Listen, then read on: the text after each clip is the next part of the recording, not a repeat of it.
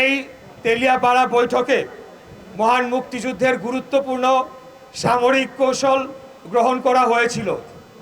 মুক্তিযুদ্ধের সকল সেক্টর কমান্ডারগণ এবং সামরিক নেতৃবৃন্দ এই তেলিয়াপাড়া বৈঠকে উপস্থিত হয়েছিলেন এবং পর্যায়ক্রমে প্রথমে কয়েকটি বাহিনীতে বিভক্ত হয়ে পরবর্তীতে সারা দেশকে 11টি সেক্টরে বিভক্ত করে বাংলাদেশকে স্বাধীন করার লক্ষ্যে যে মুক্তিযুদ্ধ সংগঠিত হয়েছিল সেই মুক্তিযুদ্ধকে সফলভাবে একটি সামরিক কৌশল হিসেবে বাস্তবায়ন করার লক্ষ্যে গুরুত্বপূর্ণ সিদ্ধান্ত এই তেলিয়াপাড়া বৈঠক থেকে গ্রহণ করা হয়েছিল।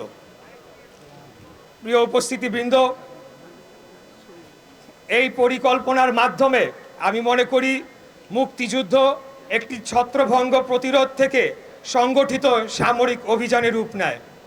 গেরিলা আক্রমণ, ধ্বংসাত্মক অভিযান এবং কৌশলগত হামলার মাধ্যমে পাকিস্তানি বাহিনীকে দুর্বল করা হয়। প্রতিটি সেক্টরে নির্দিষ্ট কমান্ডার নিয়োগের মাধ্যমে নেতৃত্বের শৃঙ্খলা প্রতিষ্ঠা করা হয়।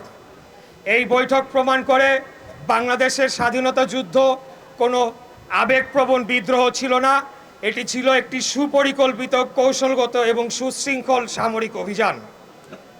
কিন্তু দুঃখের বিষয়, স্বাধীনতার 55 বছর অতিক্রম হওয়া সত্ত্বেও আমাদের ইতিহাসকে বারবার বিকৃত করা হয়েছে।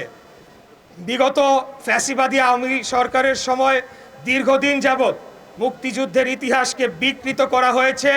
এটিকে একটি দলীয় দৃষ্টিকোণ থেকে, দৃষ্টিভঙ্গি থেকে জাতির কাছে বারবার ভুলভাবে উপস্থাপন করা হয়েছে এবং এমনভাবে ইতিহাসকে সাজানো হয়েছে যেন মুক্তিযুদ্ধ ছিল একটি ব্যক্তির এবং একটি দলের অর্জন।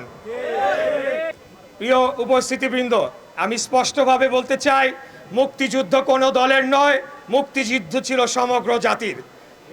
তেলিয়াপাড়ার এই বৈঠক আমাদের শেখায় এই দেশ স্বাধীন হয়েছে সম্মিলিত নেতৃত্ব, ত্যাগ এবং পরিকল্পিত সংগ্রামের মাধ্যমে।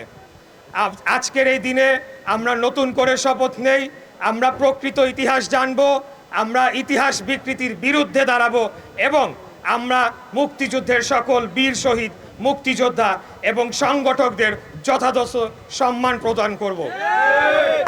আমাদের নতুন প্রজন্মকে জানতে হবে, বাংলাদেশের স্বাধীনতা কেবল একটি আবেগ নয়, এটি একটা কৌশলগত বিজয় বটে।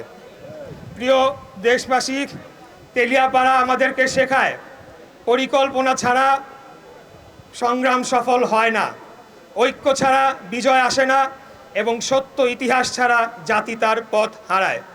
আসুন আমরা সবাই মিলে সত্য ইতিহাসকে প্রতিষ্ঠা করি, মুক্তিযুদ্ধের আদর্শকে ধারণ করি এবং একটি ন্যায়ভিত্তিক গণতান্ত্রিক বাংলাদেশ গড়ে তুলি।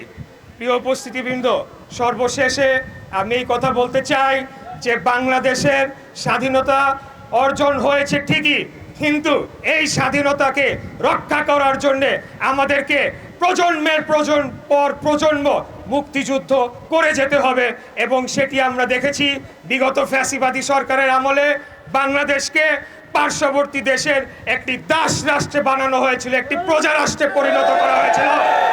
একইভাবে আমরা দেখতে পাই পৃথিবীর বহু আধিপত্যবাদী শক্তি বাংলাদেশে এসে তাদের কর্তৃত্ব প্রতিষ্ঠা করতে চায়, আমাদেরকে শৃঙ্খলার আবদ্ধে বন্দী করে বাংলাদেশকে আবারও একটি দাস, একটি প্রজা রাষ্ট্রে পরিণত করতে চায়। আপনারা অনেকেই হয়তো জেনে থাকবেন, আমি মুক্তিযুদ্ধ বিষয়ক প্রতিমন্ত্রীর পাশাপাশি দলীয়ভাবে বাংলাদেশ জাতীয়তাবাদী মুক্তিযুদ্ধের প্রজন্ম সংগঠনের আহ্বায়ক হিসেবে দায়িত্ব পালন করছি। আমি এখানে বীর মুক্তিযোদ্ধারা রয়েছেন, মুক্তিযুদ্ধের সন্তানরা রয়েছেন, আপনাদের সামনে কথা দিচ্ছি, আগামী দিনে আমরা মুক্তিযুদ্ধের প্রজন্ম এমন একটি সংগঠন গড়ে তুলব, যদি প্রয়োজন হয় বীর মুক্তিযোদ্ধাদের মতো আমাদেরকে যদি আবারও অস্ত্র হাতে ট্রেনিং নিয়ে দেশ বাঁচানোর জন্যে জীবন বাজি রেখে ঝাঁপিয়ে পড়তে হয়, সেটার জন্য যাতে আমরা প্রস্তুত থাকি ইনশাআল্লাহ। আমরা প্রয়োজন বোধে আমাদের সামরিক বাহিনী, আমাদের অন্যান্য বাহিনীকে যদি সহযোগিতা করার জন্যে বাংলাদেশের সাধারণ জনগণকে আবারও মুক্তিযোদ্ধাদের মতো মুক্তিযোদ্ধাদের অনুকরণ করে মুক্তিযুদ্ধে ঝাঁপিয়ে পড়তে হয়, হাতে অস্ত্র তুলে নিতে হয়, সেটার জন্য আমরা সদা প্রস্তুত থাকব। দেশ ও জাতির কল্যাণে আমরা কাজ করে যাব এবং দেশ রক্ষার জন্য আমরা সর্বাত্মকভাবে আমাদের জীবন দান করার জন্য প্রস্তুত থাকবো ইনশাআল্লাহ।